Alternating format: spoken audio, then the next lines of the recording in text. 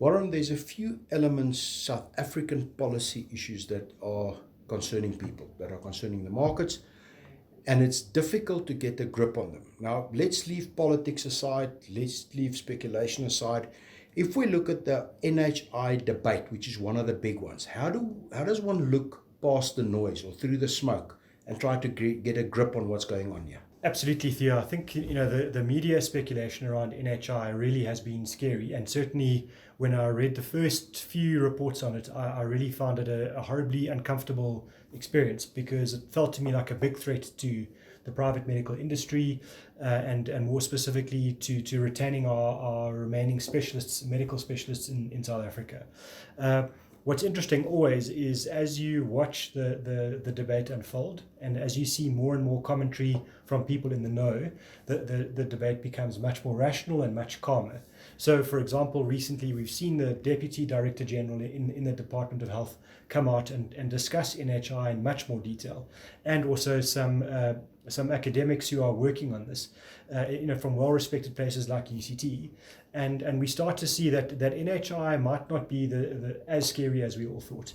I think it's the timing of this debate is horrific.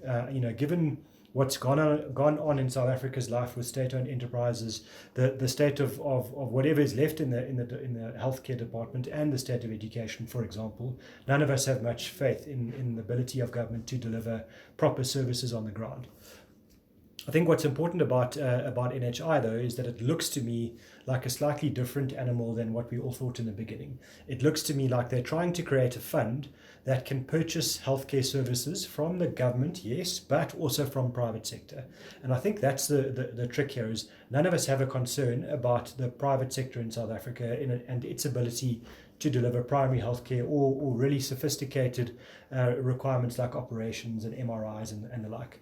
So the question is, if government runs a fund that becomes a central purchasing place where we can get our services that are purchased for us on our behalf, but from the private sector, that starts to sound a bit more reasonable. I think the one critical thing that we all agree on is that we need as much basic healthcare to be given to as many people in South Africa as possible. So NHI is an attempt to solve that problem. And I think it's also important to understand this is a problem that the whole world is grappling with, right from United Nations level down.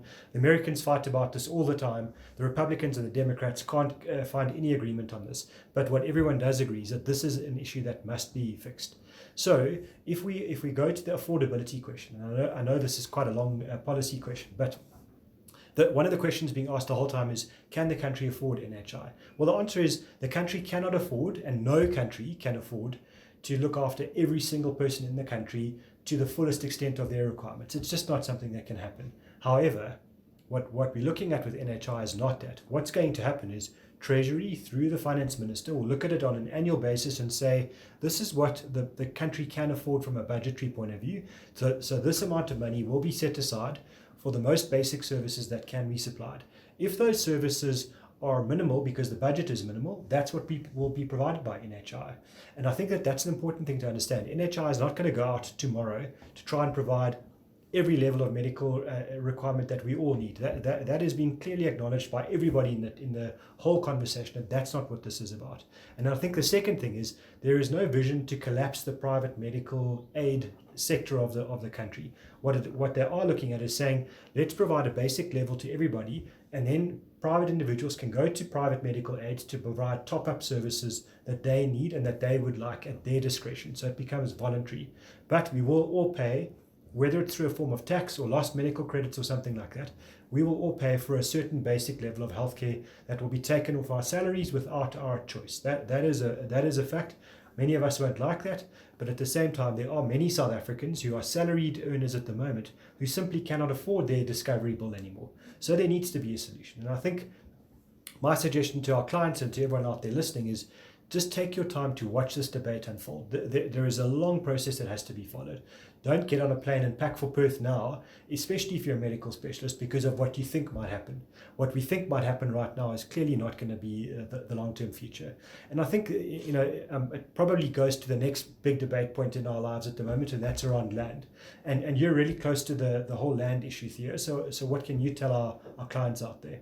Well, Warren, the land issue is certainly a hot potato that's been been thrown around quite a bit. Now, if we look at the reports that's out there, there's basically technically 3 reports.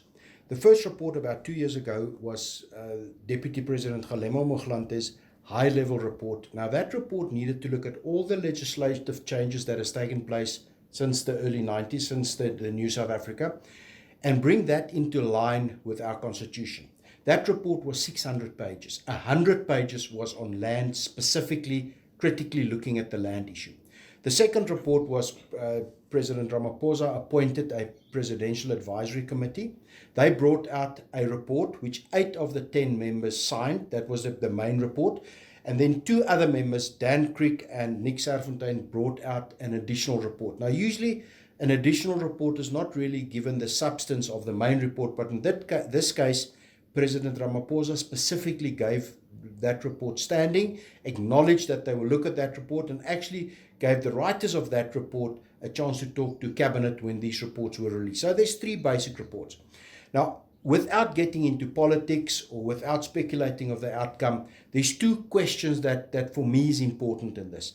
Is there an attack on private ownership of land? That's the first question. The second question, is there a problem with the value or the productive or market value of productive property that's used for produce something? Number 1, all these reports stand very firm on the principle of private ownership. In effect, all these reports go out of their way to confirm that there's a better utilization of property if it's in private hands than if it's in communal hand, government hands, or state hands. So the private ownership principle, I'm not too concerned. In terms of the valuation, if the property is used for productive purposes, either agriculture, commercial, or industrial, I don't really think there's a concern. The risk or the amber light is if you have property that's unutilized, if you have property that you hold purely for purposes of speculation, and if it's close to an urban area, you must be careful. There's a big amber light. If you have property in the center of town, like in the center of Joburg, and you've abandoned that property, the Joburg Mayor, Herman Mashaba, is going to take your property.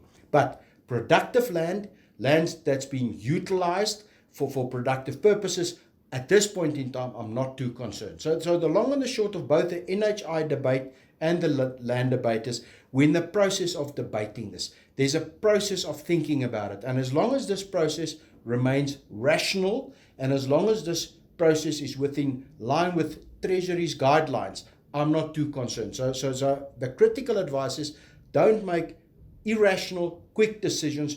Rather stick to longer term, rational decisions and base your investments on that.